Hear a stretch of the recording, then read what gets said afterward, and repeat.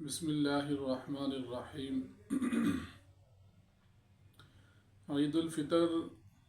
کے مسنون اعمال کے متعلق جو کچھ باتیں ہیں وہ آپ کے سامنے عرض کرنی ہیں۔ عید الفطر میں سب سے پہلی چیز کہ عید کی رات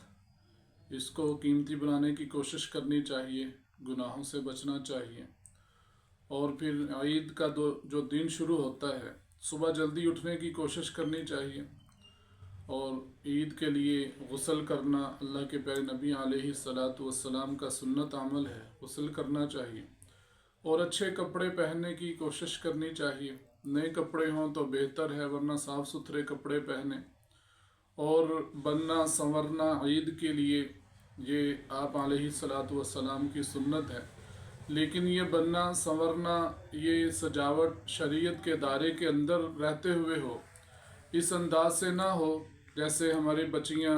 بے پردگی کے حالت میں آ جاتی ہیں، اور اسی طرح ہمارے نوجوان بچے بھی ایسا لباس پہننے کی طرف آ جاتے ہیں کہ جو شرعی طور پر بھی غیر مناسب لباس ہوتا ہے۔ تو ایک شرعی دائرے کے اندر رہتے ہوئے بننا سنورنا بھی سنت ہے، خوشبو لگانا چاہیے،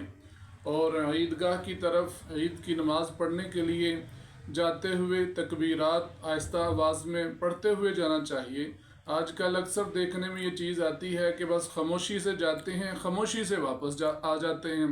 حالانکہ آپ علیہ السلام کی سنت ہے کہ عیدگاہ کی طرف جاتے ہوئے تکبیرات پڑھتے ہوئے جائیں۔ عید الفطر چھوٹی عید ہے تو آہستہ آواز میں پڑھتے ہوئے جائیں، اللہ اکبر لا الہ الا اللہ واللہ اکبر وللہ الحمد، یہ پڑھتے ہوئے جائیں، اور جب واپس آئیں تو یہ پڑھتے ہوئے واپس آنا چاہیے۔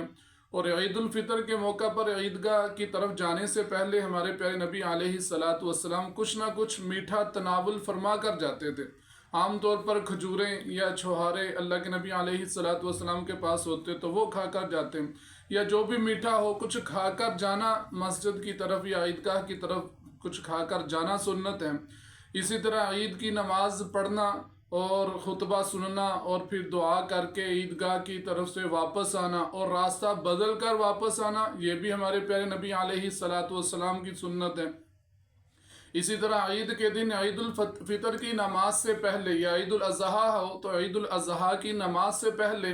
آپ علیہ السلام کوئی نفل نہیں پڑھا کرتے تھے۔ فجر کی نماز پڑھنی ہے، اس کے بعد عید کی نماز ہی پڑھنی ہے، اور عید کی نماز کے بعد آپ جو ان سے مرضی نفل وغیرہ پڑھ سکتے ہیں۔ اور اسی طرح عید کا دن جو کہ خوشیوں کا دن ہے، خوشیاں تقسیم ہو رہی ہیں، اللہ بھی خوشیاں تقسیم کر رہا ہے، تو ہمیں بھی چاہیے اپنی حسب استطاعت اللہ کے بندوں کے اندر خوشیاں تقسیم کریں، اپنے چھوٹوں کے اندر خوشیاں تقسیم کریں، اور اسی طرح خاص طور پر اپنے جو ملازم ہیں، اپنے جو محلے میں ارد گرد رشتہ داروں میں غربا ہیں، ان کا خاص طور پر خیال رکھنے کی کوشش کرنی چاہیے۔ ان کا خیال رکھیں گے، اللہ بھی خوش ہوگا، اللہ کے نبی علیہ السلام بھی خوش ہوں گے۔ تو یہ عید والے دن کی کچھ مسنون اعمال جو میں نے آپ کے سامنے عرض کیے ہیں، اللہ رب العزت کی ذات عالی سے دعا ہے اللہ ہم سب کو ان سارے مسنون اعمال پر عمل کرنے کی توفیق عطا فرمائے۔